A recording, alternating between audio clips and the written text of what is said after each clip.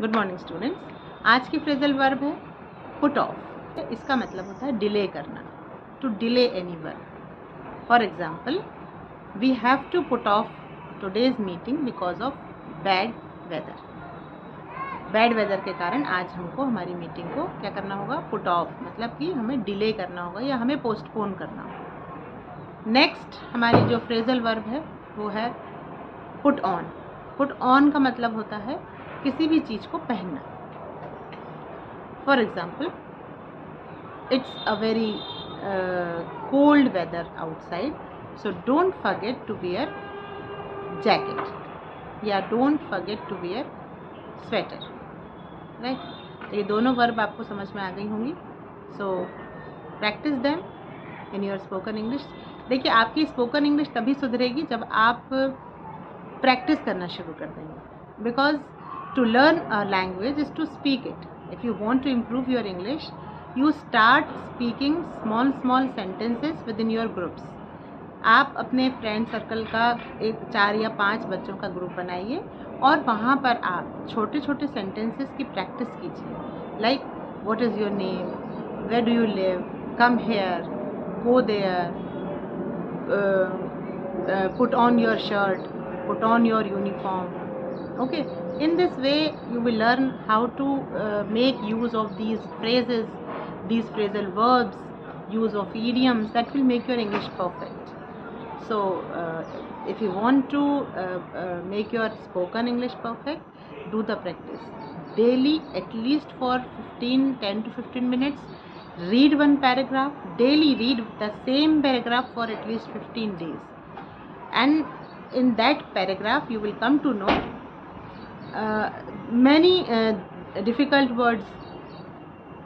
Right, some of the words you will not understand their meanings, so you can look up those words, difficult words, in the dictionary, or you can Google them and you can find out the meanings of those words, and then you can make use of those words in your sentences. Vocabulary बढ़ाने के लिए देखिए, जब when you will start speaking, it's not necessary to use very difficult words. ठीक है ना? The main objective of conversation is that whatever we are saying, that should be understood by the people. जिन लोगों से हम बात कर रहे हैं, हमारी बात भी उन्हें समझ में आती है, then it's well and good. Don't use difficult words in your sentences, in your conversations. Use simple words. आप यदि सिंपल वर्ड्स का यूज़ करके भी अपनी इंग्लिश को आप बेहतर बना सकते हैं, तो don't go for difficult words. रही बात वोकेबलरी की, तो वोकेबलरी को आप ग्रेजुअली आप उसको अपने वोकेबलरी के स्टोर को आप बढ़ा पाएंगे। Not you will not you can't do it in one day, but definitely one day you will get success in increasing your vocabulary. So what you have to do is, first thing is, read daily 15 minutes. Read a paragraph, any story. Okay, if you find the words difficult, you can look up those words in dictionary. If you don't know how to look dictionary, you can Google those words, then there you will get the meaning of those words. Then you just memorize the meanings of those words and make them use of those words in sentences.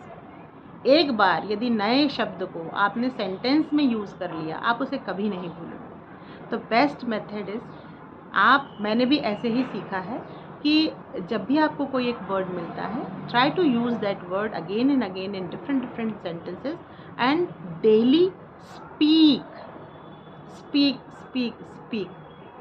जितना हो सके आप English बोलिए, even if you are speaking wrong, doesn't matter, क्योंकि सफलता तभी मिलती है जब हम कहीं अवरोध आते हैं, जब आप अटकेंगे, जब आप गिरेंगे, तभी तो आप संभलेंगे, तभी तो आप अच्छे से स्पीड से चल पाएंगे। वही फ़लसफ़ा किसी भी लैंग्वेज को सीखने में काम आता है। आपको यदि कोई भी नई लैंग्वेज सीखना, आपने हिंदी कैसे सीखी है? आपने हिंदी पहले सुनी है, घर में सुनी है, पेरेंट्स से सुनी है, स्कूल में सुनी है टीचर से, और फिर धीरे धीरे आप उसको बोलने लगे।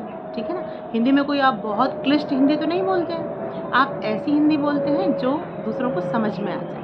सेम यही आपको इंग्लिश के लिए करना है। हाँ, इंग्लिश का आपको एनवायरनमेंट नहीं मिलेगा आपके आसपास, you have to create your own environment. And how can you create your own environment? You can create your own environment by reading, by listening. So आप यूट्यूब से छोटी छोटी स्टोरीज भी सुन सकते हैं। आप डेली एक ही स्टोरी को सुनिए, शॉर्ट स्टोरी आप ले लीजिए, उसको डेली आप सुनिए और आप रीडिंग भी करिए इंग्लिश की। So and I am there to help you. If you need any help, I will help you definitely. Thank you for watching.